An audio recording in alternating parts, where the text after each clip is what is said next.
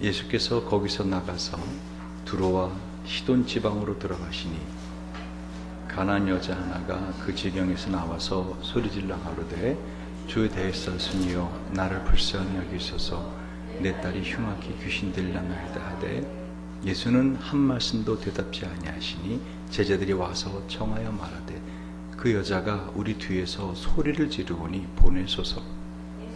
예수께 대답하여 가라사대 나는 이스라엘 집에 잃어버린 양 외에는 다른 데로 보내심을 받지 아니하노라 하신대 여자가 와서 예수께 절하며 가로되 주여 저를 도우소서. 대답하여 가라사대 자녀의 떡을 취하여 개들에게 던지니 마땅치 아니하니라. 여자가 가로되 주여 올 수 있다마는 개들도 제 주인의 상에서 떨어지는 부스러기를 먹나이다 하니 이에 예수께 대답하여 가라사대 여자야 내 믿음이 크도다 내 소원대로 되리라 하시니 그 시로부터 그의 딸이 나으니라. 아멘. 인생은 고난의 파도가 거듭거듭 밀려오는 장소입니다. 예수를 믿는 사람이건 믿지 않는 사람이건 이 고난의 파도는 계속 덮쳐옵니다.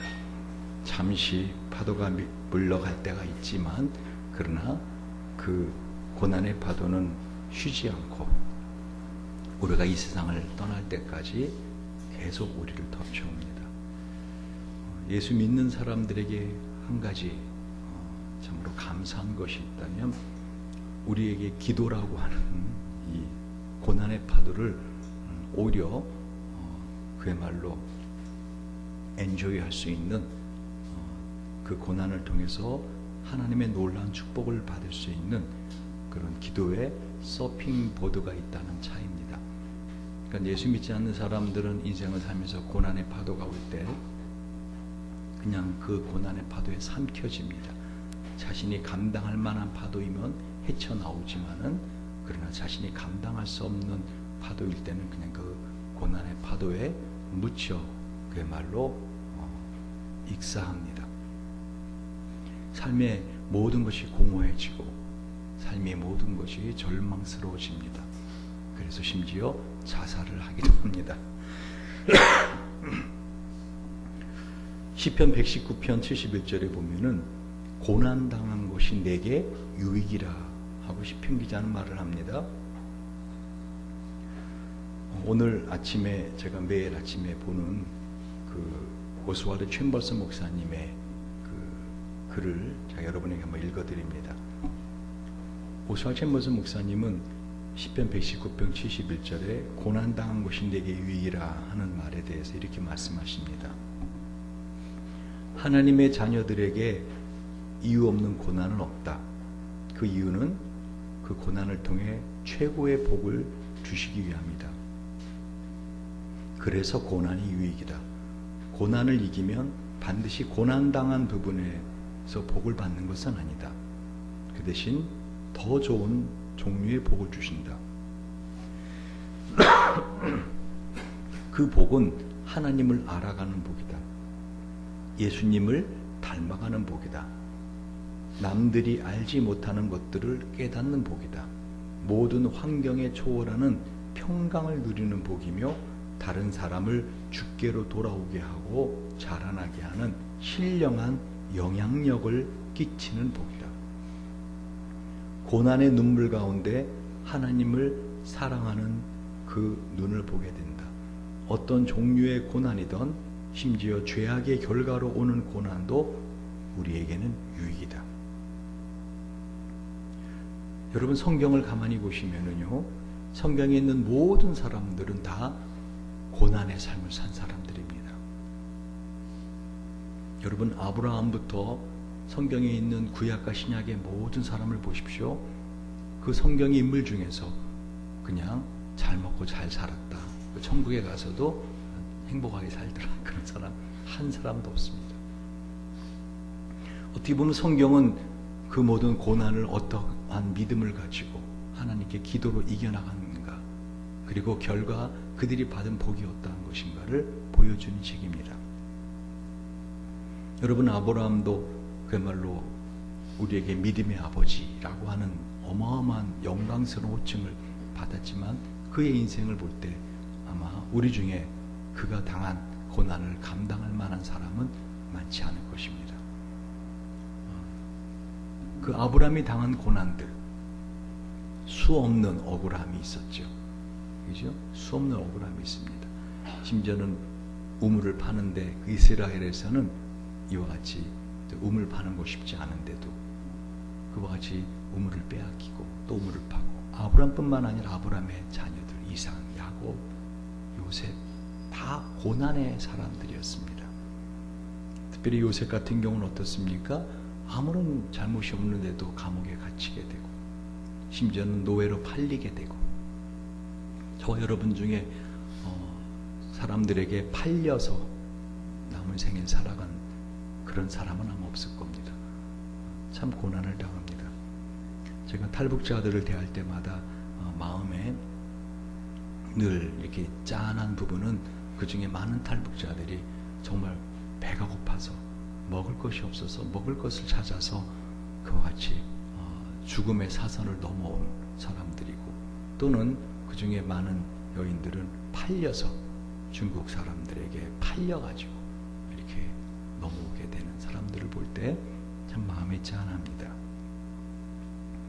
여러분, 고난 그러면 제일 떠오르는 사람이 누구죠? 욥. 여러분, 욥은 자신의 인생에 그 끔찍한 고난을 당합니다. 우리가 평생 살면서 받을 것을 그야말로 한 번에 다 받습니다. 고난이 조금 오더라도 숨을 쉬게끔 어떤 간격을 주고 와야 그걸 견디지요. 근데 고난은 항상 올 때 설상가상, 엎친 데 덮친다고 숨가쁘게 우리를 몰아세웁니다. 근데 그러한 고난을 당한 욥이 욥기 23장 10절에 뭐라고 말합니까? 나의 가는 길을 오직 그가 아시나니 그가 나를 단련하신 후에는 내가 정금같이 나오리라. 그러니까 욥은 그 고난을 통해서 이 진리를 배운 것입니다. 제가 왜 이 본문의 말씀을 여러분에게 같이 보기 전에 인생의 고난이다 하는 걸 말씀드리는가 하면, 이 성경에 나오는 어떤 이야기도 성경에 있는 이 사람이 그랬다, 이런 사건이 있었다로 끝나지 않습니다.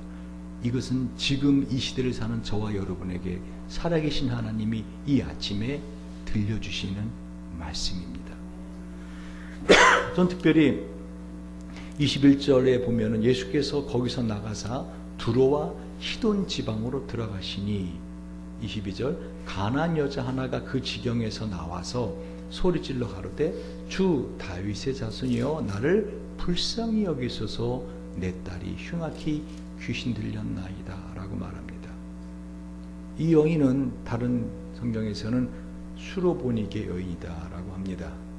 마가복음 7장 여러분 36절을 보시면 알겠지만, 이 수로보니게라고 하는 말은요, 시리아라고 하는 그 지역의 페니카이라고 하는 족속이 사는 것을 합쳐서 수로보니게라고 합니다. 그러니까 시리아라는 영역에 이 페니키아, 다시 말하면 수로보니게 족속입니다. 아주 이스라엘 사람들이 싫어하는 족속입니다. 왜 여러분 성경을 보시면은 이 두로와 시돈이라고 하는 지역이 역사적으로 얼마나 이스라엘 사람들에게는 그야말로 저주의 도시이고 저주의 지역이었는지 모릅니다. 사사기에 보면은요, 시돈이라고 하는 이 도성은 이스라엘 사람을 끊임없이 괴롭히는 사람들입니다. 여러분도 일본 사람에게 직접적으로 고통당한 건 없죠? 일본 사람에게 혹시 돈 떼어먹힌 거 있습니까? 일본 사람들한테 두들겨 맞은 적 있습니까? 일본 사람한테 직접적으로 피해를 보지는 않았지만 역사적으로 일본 사람이 우리에게 많은 아픔을 주었습니다. 그래서 우리도 일본 사람 그러면 별로 감정적으로는 그렇게 좋아하지는 않습니다. 그래서 우리가 일본 사람 그럴 때 사실은 그 모든 사람들을 다 지칭하는 말로 사용됩니다. 이것은 잘못된 것입니다. 그런데 그럼에도 불구하고 일반적으로 한국 사람들의 마음에 있는 그 어떠한 마음의 앙금이 있더라는 것입니다. 그래서 축구 경기를 하더라도 일본하고 할 때는 어때요? 선수들이 꼭 이겨주기를 원하는 마음이 있습니다. 그래서 다른 나라는 몰라도 일본을 이겨야 된다, 막 이런 마음이 있습니다. 그러니까 두로와 시돈이 어떤 지역이라고요? 이스라엘 사람들에게는 그야말로 아주 마음에 상처가 있는, 앙금이 남아있는 지역의 사람들이었습니다. 특별히 두로 사람들은요, 이 헤롯 왕에게 막 환호해주고 막 위대한 왕이라고 해서 헤롯 왕이 기고만장해가지고 하나님께 영광을 돌리지 않고 결국은 교만하다가 벌레가 먹어서 죽게 만드는 사람이기도 합니다. 그래서 두로와 시돈, 특히 시돈이라고 하면은 이 바알과 대돈한 아스다롯이라는 우상을 섬기던 도성입니다. 제가 지난번 이스라엘 갔을 때 이 지역을 가봤더니 지금까지도 2000년이 지난 지금까지도 그 지역에 그렇게 절벽에 그리고 산에 우상들을 세워놓고 그 안에서 온갖 더러운 짓을 하는 것을 여전히 역사가 증거하고 있습니다. 그러니까 그때 당시에 두로와 시돈, 수로보니게 지역 사람들, 그러면 어떻게 해요? 그 사람들은 개 같은 사람들, 그렇게 인식이 되었습니다. 그래서 오늘 예수님께서 이 자녀의 떡을 취하여 개에게 줌이 마땅치 않다. 우리가 볼 때는 와, 예수님 세다, 입이 거시네, 아니 사람 보고 개 같은 이라니, 이거는 아니잖아요. 그래서 요즘은 그래서 그 유머 중에 하나가 그 개보다 못한 사람들이 많다 보니까 개들이 서로 간에 욕을 할 때는 어떻게 욕한다고요? 사람 같은 개, 이렇게 욕을 한답니다. 그러니까 개 같지도 못한 사람들이 워낙 많다 보니까 개들 중에 저 자식은 사람 같아, 이렇게 말하면 아주 욕 중에서도 가장 쌍욕이 저 개는 사람 같아 라는 욕이랍니다.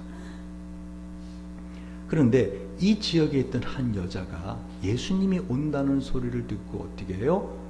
달려와서 소리질러 가로되 주 다윗의 자손이여 나를 불쌍히 여기소서 하고 부르짖게 됩니다. 여러분, 특별히 예수님께서 나온 지역이 어딘가 하면은 예루살렘이라는 곳입니다.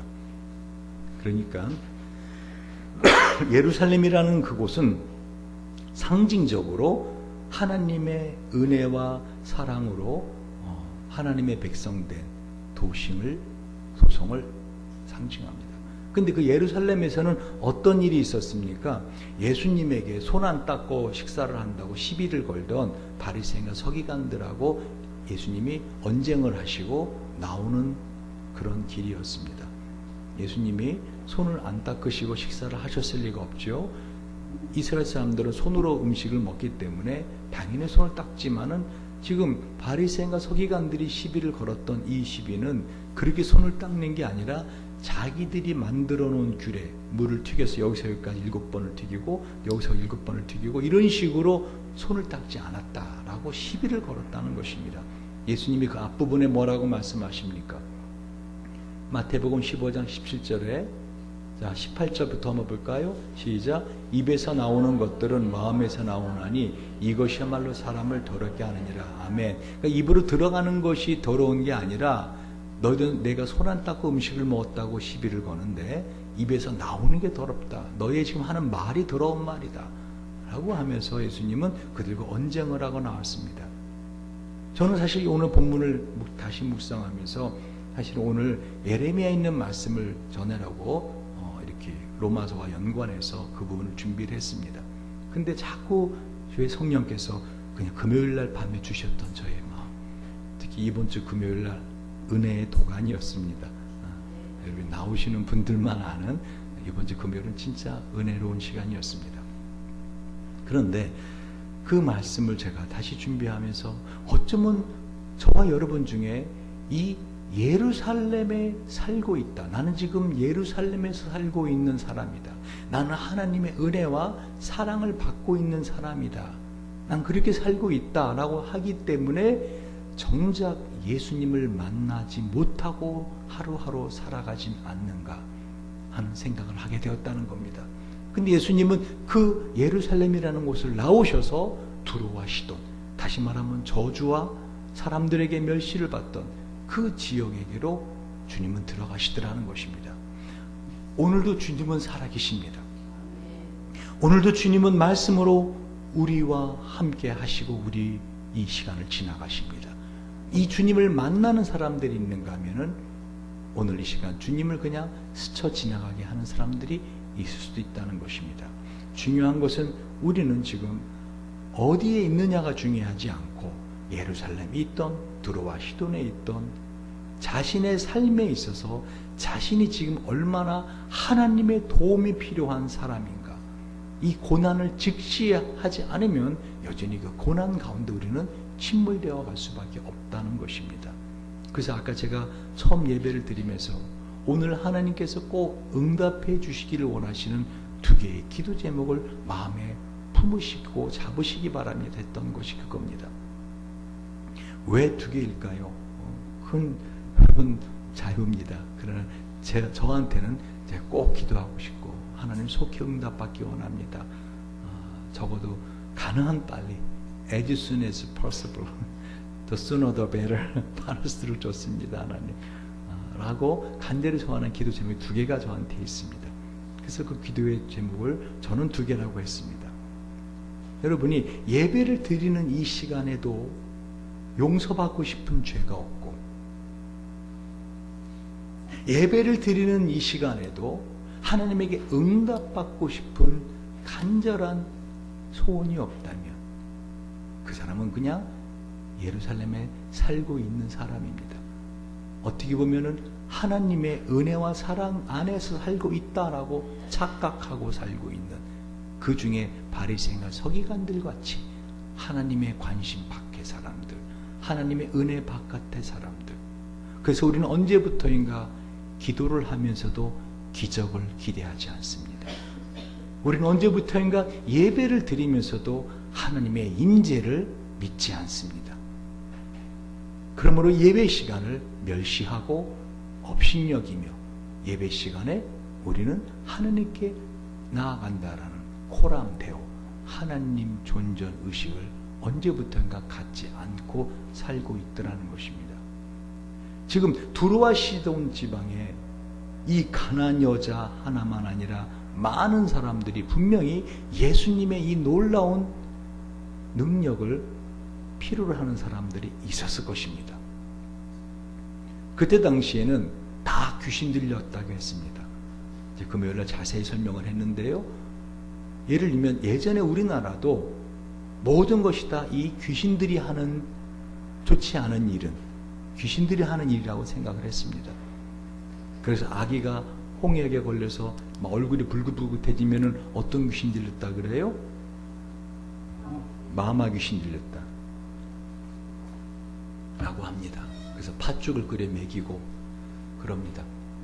동짓날에도 팥죽을 여러분 먹고 그리고 팥죽을 문하고 우리 집 대문에다 바르는 이유를 아십니까? 그것이 바로 이 성경에 나와 있는 어떤 출애굽의 그 양의 피, 팥죽이 붉잖아요. 그것이 우리나라에까지 전해진 유래다라고도 하는 사람들이 있습니다. 다시 말씀드리면 예전에는 모든 것이 다 귀신이 그래서 그런 것이다 라고 했습니다. 그러니까 지금 이 가나안 여자가 자기 딸이 귀신 들렸다. 근데 어떠한 증상인지는 말하지 않고 있습니다. 다시 말하면 귀신이 들렸기 때문에 내가 어떻게 도와줄 수 없는 나의 능력과 권한의 바깥에 그런데 그 딸아이를 보니까 그 딸아이가 변화돼야 되고 치유돼야 되는 상황이기 때문에 이 여인은 예수님에게 다가와서 자기 딸을 고쳐달라고 간청하고 있더라는 것입니다. 예를 들면 정말 지긋지긋하다 이 가난이. 그럼 보통 뭐라고 말해요? 가난 귀신이, 그죠? 가나안이 아니라 가난 귀신이. 또 어디가 아프면 어떻게 해요? 그 귀신이 그렇게 병을 아프게 한다. 모든 게 다 귀신이라고 그렇게 생각을 했습니다. 그래서 이 가나안 여자가 갖고 있는 이 딸 아이의 귀신 들린 문제는 지금 이 시간 저와 여러분이 어떻게 해요? 갖고 있는 문제와 동일시될 수 있더라는 것입니다. 그런데 여러분 여러분에게 한번 질문해 봅니다. 금요일 날 한 분도 마치지 못한 질문인데 뭐냐면은 왜 예수님이 이 예루살렘 성을 떠나서 두로와 시돈으로 들어가시냐는 거죠. 두로와 시돈은 어떤 도시라겠어요? 이스라엘 사람들이 한마디로 가기 싫어하는, 그말로 그 지역은 아주 우상과 한마디로 저주와 이스라엘을 괴롭혀왔던 아주 좋지 않은, 그래서 그 원수의, 한마디로 그것은 저주의 땅인데 왜 예수님이 두로와 시돈으로 가시더냐 이거죠.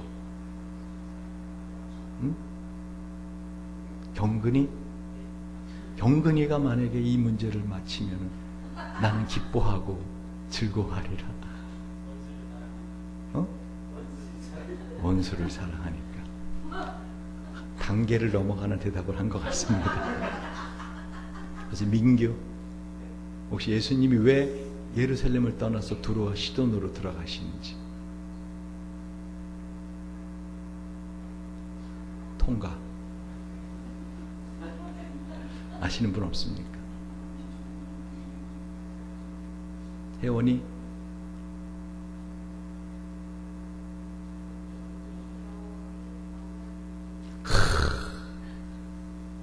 역시 우리 혜원이가 정답을 정확히 말해줬습니다. 금요일 날 오셨던 모든 분들보다 혜원이가 성경을 정확히 알고 주님의 마음을 알고 있더라는 거죠. 이 여인 하나를 만나기 위해서 가신 거예요. 근데 혜원이가 다시 보이네. 보세요. 예수님께서는 한 영혼을 천하보다 귀하게 여기세요. 아까 우리가 동영상을 통해서 그 레드몬드라는 선수가, 그죠? 영국의 그 400m의 기록을 갈아치운 그 바르셀로나 올림픽에서 150m 지점에서 다리 근육이 끊어져서 그러면 고통스러워할 때 그 관중석에서 그 아들의 고통을 지켜볼 수만 없던 아버지가 뛰어나옵니다. 그것처럼 하나님은요, 저와 여러분의 인생을 살면서 당하는 모든 고통에 무심하지 않습니다. 우리 머리카락도 세시는 세심함으로 우리의 모든 고통을 주님은 아파하고 있습니다. 그럼 여러분 이런 질문을 하지요. 그런데 왜 그 고통을 그냥 두십니까? 내 마음이 이렇게 힘든 거 알면서. 거듭거듭 말씀드리지만요, 이 성령은, 하나님의 영은 악령하고 다릅니다. 악령은 우리가 의지하지 않아도 우리의 인격과 삶 속으로 파고 들어옵니다.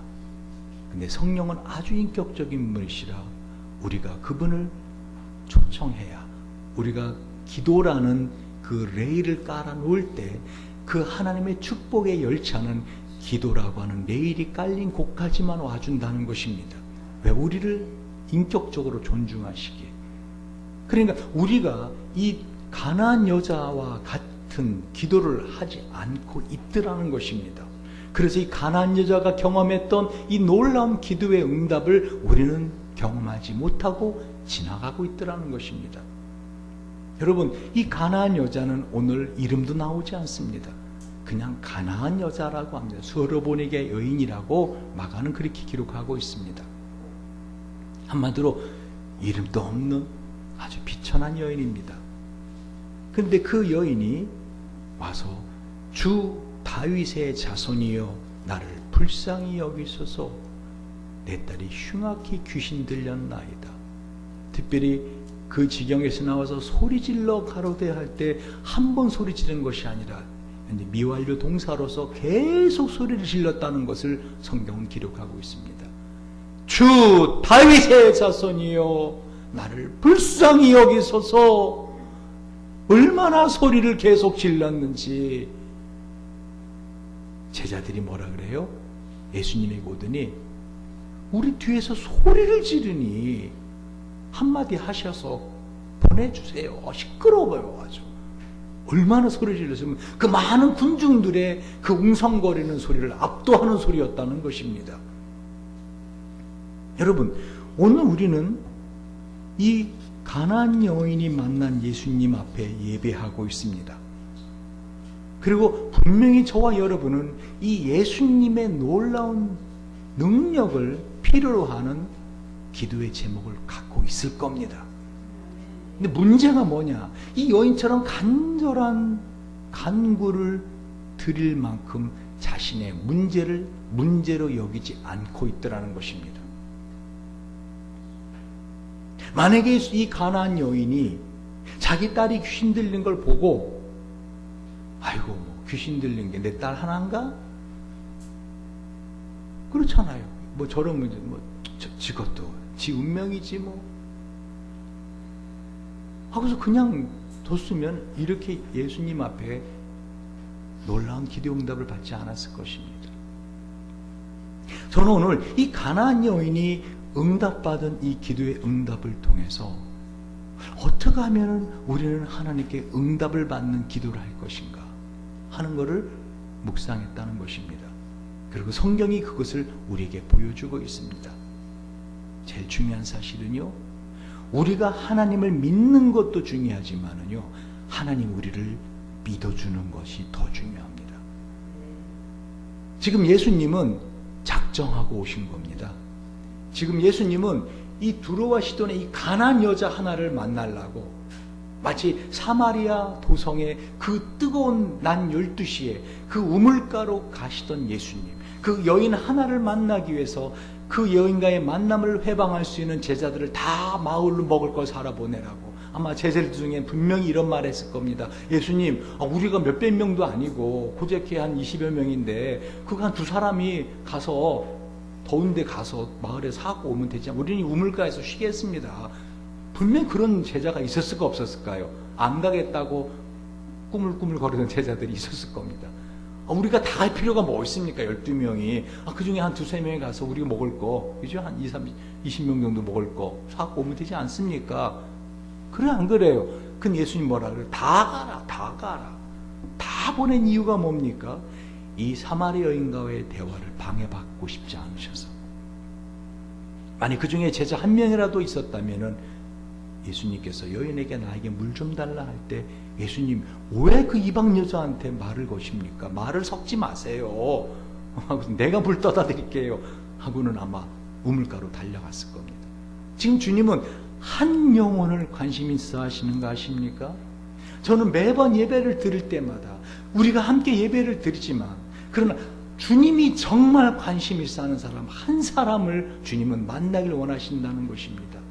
사실은 나머지는 다 뭡니까? 어떤 의미에서 보면은 둘러리입니다. 둘러리.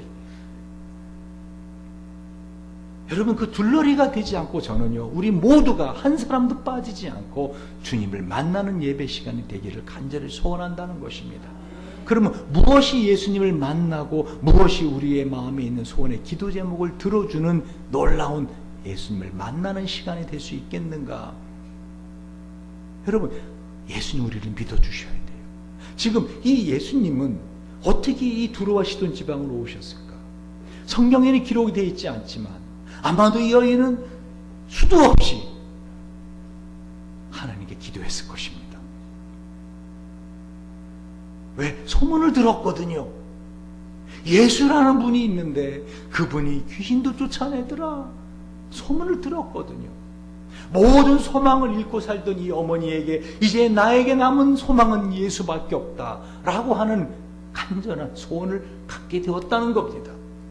그걸 어떻게 알아요? 이 여인이 하는 말을 들어보십시오. 주 다윗의 자손이여 라고 예수님을 호칭을 그렇게 합니다. 주님이라고 말합니다.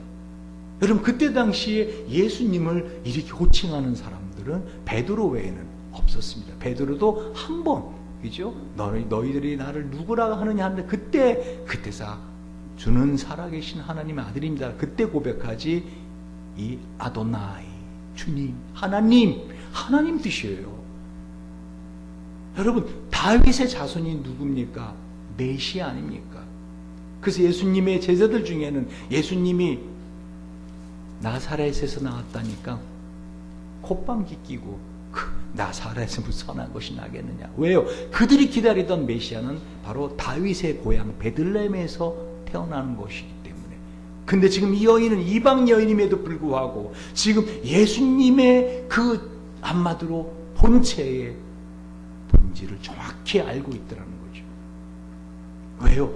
단순히 소문만 들었을 뿐만 아니라 아마 그 예수님에 대해서 이 여인은 공부를 했을 겁니다. 성경을 봤을 것이고, 도대체 어떤 분이시길래 이렇게 죽은 자를 살리시고 귀신을 쫓아내는가? 그랬더니 바로 이사야가 예언한 이 메시아구나 하는 믿음을 갖게 되었다는 것입니다. 이 믿음은 갑자기 자라지 않습니다. 믿음은 이런 말씀을 계속 듣고 묵상 가운데 믿음은 자라기 시작합니다.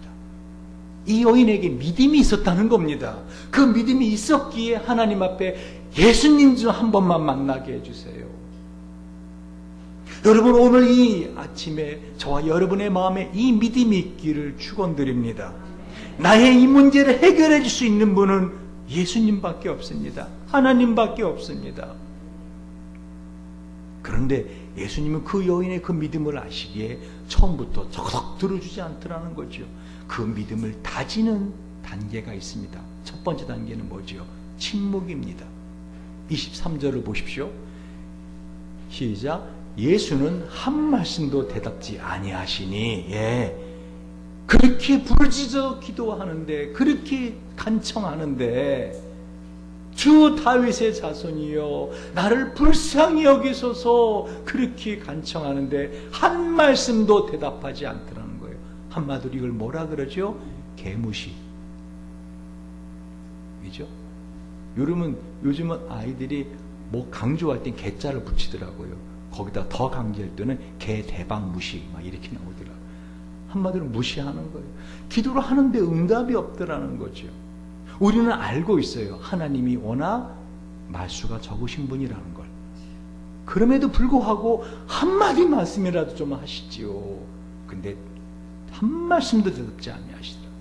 여러분, 뭔가 기도를 하는데 그 기도에 반응이 없더라는 것이죠. 근데 이것이 우리를 믿기 때문에 주시는 우리 주님의 믿음 다지기라는 거예요. 두 번째, 어떠한 다지기가 있었어요? 24절 읽어보십시오. 시작. 나는 이스라엘 집에 잃어버린 양이 외에는 다른 데로 보내심을 받지 아니하노라. 우리가 이와 같이 기도의 응답을 받기 위해서 하나님을 찾는데, 근데 우리 마음에 두 번째 오는 이 기도의 응답을 받지 못하도록, 우리로 하여금 중단하도록, 기도를 중단하고 기도를 하지 못하도록 하는 게 뭐냐면요, 바로 자격지심이죠. 자격이 없더라는 거예요. 오늘 주님 뭐라 그래요? 나는 이스라엘 집에 잃어버린 양 외에는 다른 데로 보내받지 않아. 너는 한마디로 기도 응답을 받을 자격이 없다라는 거죠. 너는 이방 여인 아니냐? 더군다나 두로와 시돈 지방에서 온 여인 아니냐? 너는 수로보니게 여인 아니냐? 너는 저주의 사람 아니냐? 너는 마땅히 그런 너의 딸이 귀신 들려 사는 것이 너가 받아야 될 남은 생애다라고 하면서 너는 받을 자격 없다. 우리가 하나님께 기도드릴 때 우리의 기도를 중단하게 만드는 게 뭐라고요? 자격지심이죠. 내가 하나님이라도 나 같은 인간의 이런 기도는 들어주지 않을 거야 하고 자신이 하나님 앞에 행했던 부족하고 자격 없는 것을 떠올리게 됩니다. 여러분, 이것이 우리가 하나님 앞에 간절한 기도를 계속하지 못하게 하는 두 번째 원인입니다. 여러분, 오늘 이 말씀을 눈이 작은 경건이 빼놓고는 눈을 부릅뜨고 들어야 될 이유가 있는데요. 왜 그런가 하면은 여러분이 정말 응답받고 싶은 기도의 제목이 있지 않으면 오늘 말씀은 여러분에게 별 의미 없이 들립니다. 근데 제가 왜 이 말씀을 다시 증거하면서 제 마음에 여전히 지금 막 두근두근 할 정도로 마음이 뜨거운가 하면은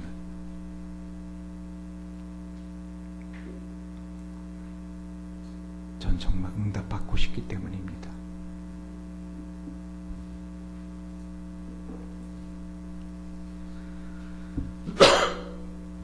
제가 설교를 조용조용히 할 때는 제 감정을 억제하느라고 그렇습니다. 보통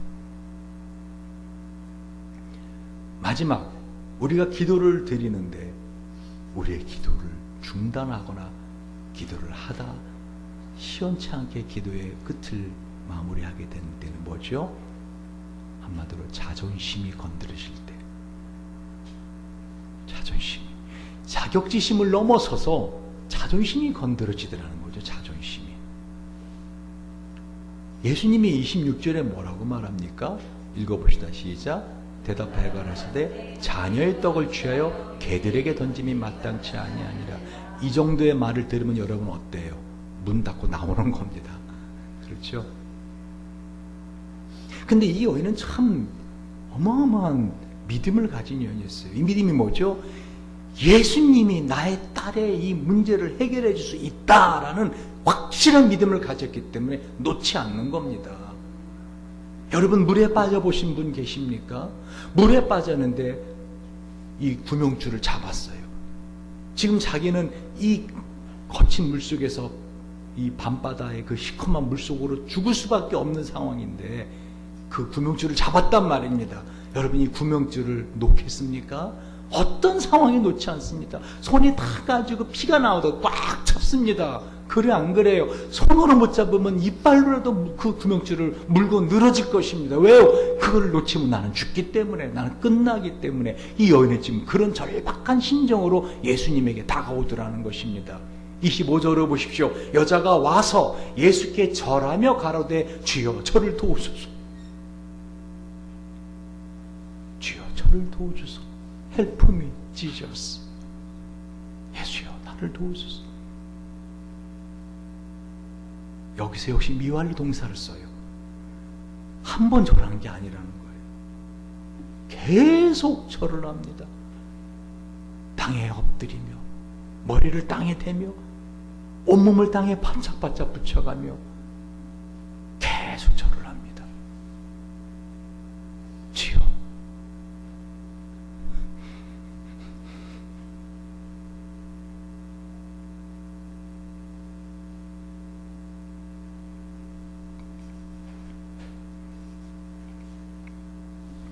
저를 도우소서.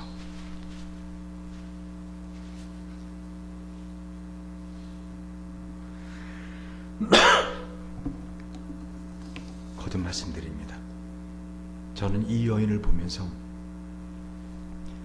그 어떤 산이 앞에 가로막히고 그 어떤 바위가 가로막혀도 거기서 중단하고 돌아서지 않는 굴착기를 보았습니다. 굴착기가 뭡니까? 산을 뚫고 터널을 만드는 기계 아닙니까? 큰 트럭 아닙니까? 앞에 윙윙 돌아가는 그 굴착기. 그 굴착기는 산이 있다고 멈추지 않습니다. 오히려 산이 있는 그 지역을 뚫고 터널을 만드는 힘을 갖고 있습니다. 저는 이 여인이 그 굴착기와 같이 보였습니다. 산이 놓여 있다고, 바위가 놓여 있다고 물러서지 않는.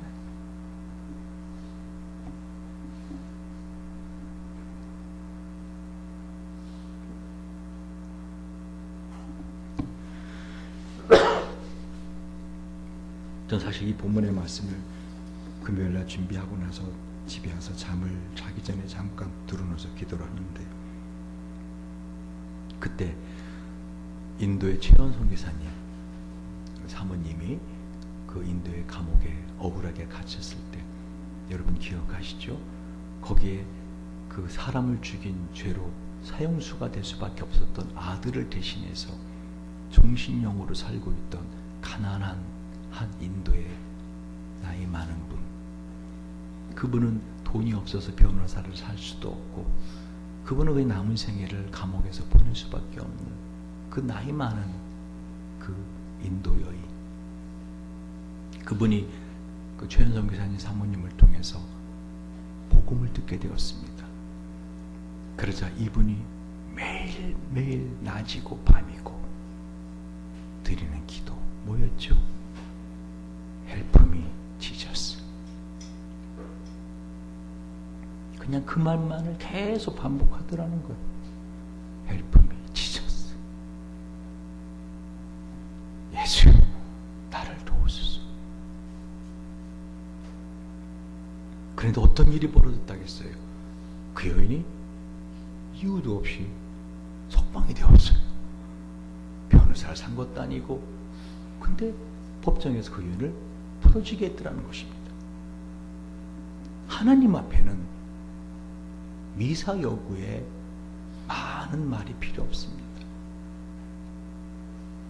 자신의 간절한 소원을 담은 그 마음으로 드리는 간단한 기도라도 이 여인이 하는 말을 들어보십시오. 무슨 구구절절 다른 별명이 없습니다. 주여 저를 도우소서. 그러나 그 여인의 간절한 이 소원에도 불구하고 주님은 냉혹한 말씀하십니다. 자녀의 떡을 취하여 개들에게 던진 마땅치 않다.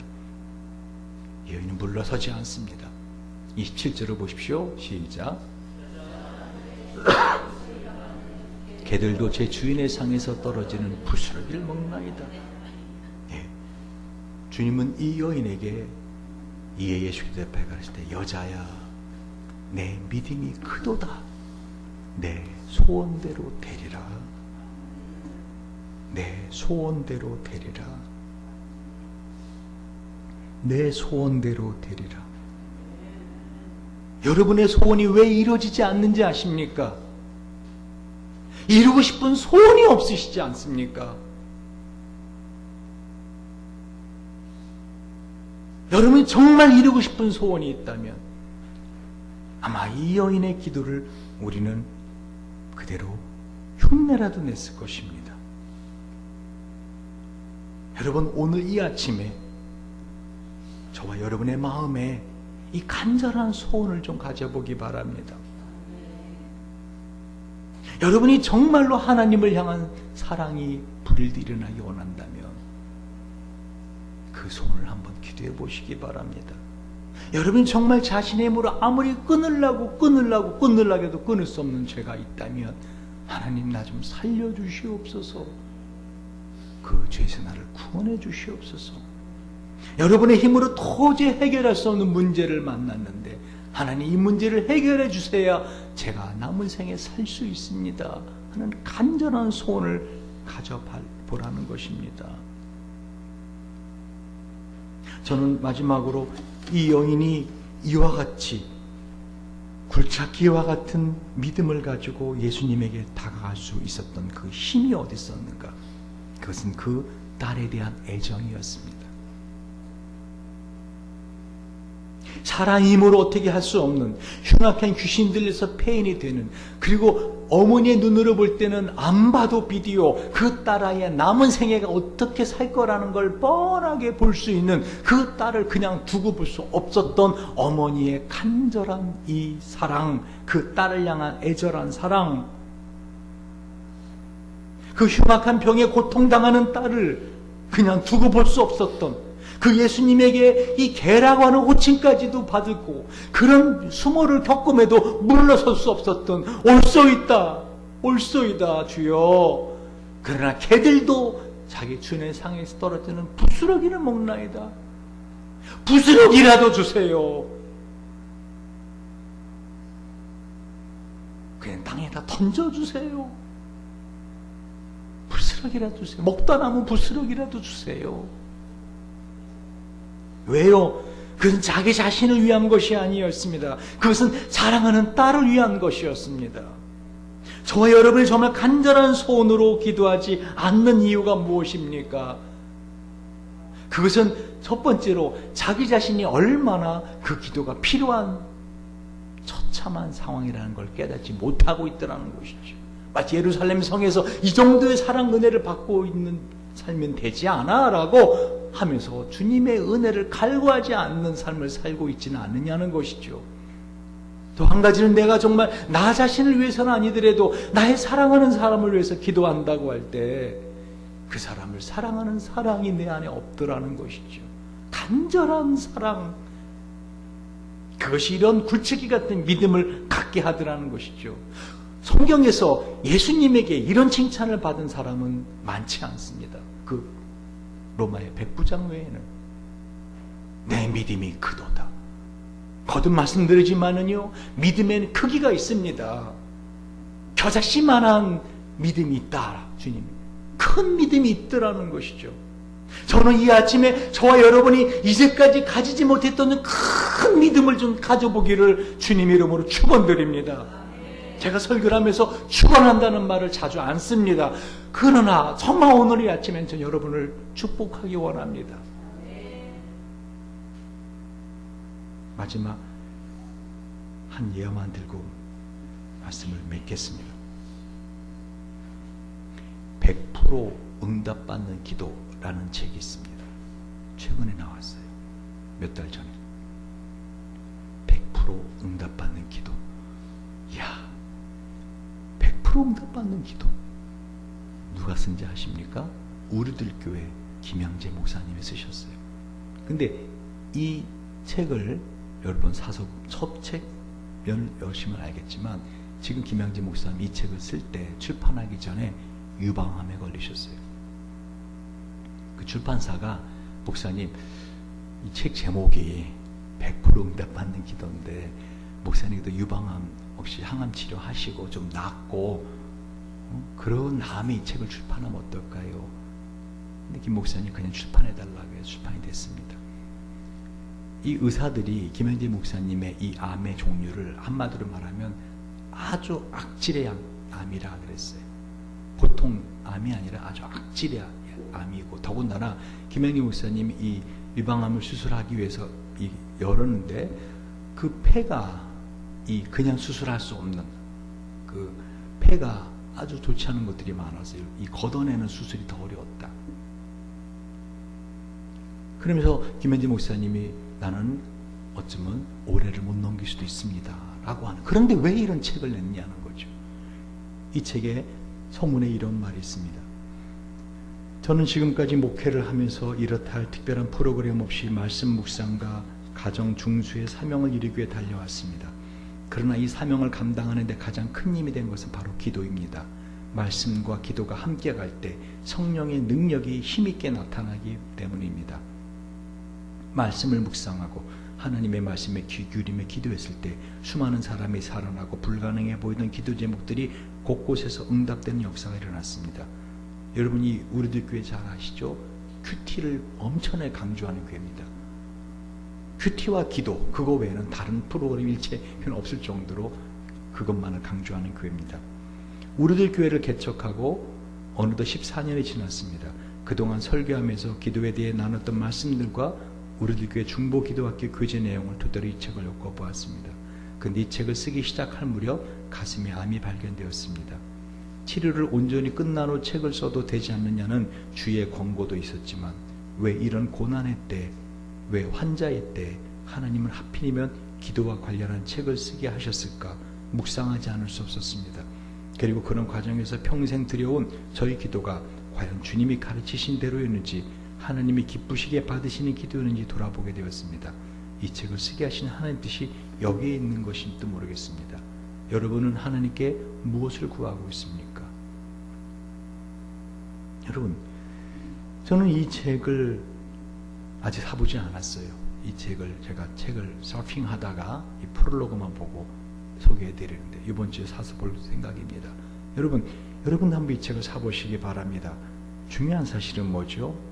이 김양재 목사님이 이 100% 기도 응답 받는 이 책의 결론이 뭐냐면요, 이렇게 나와요.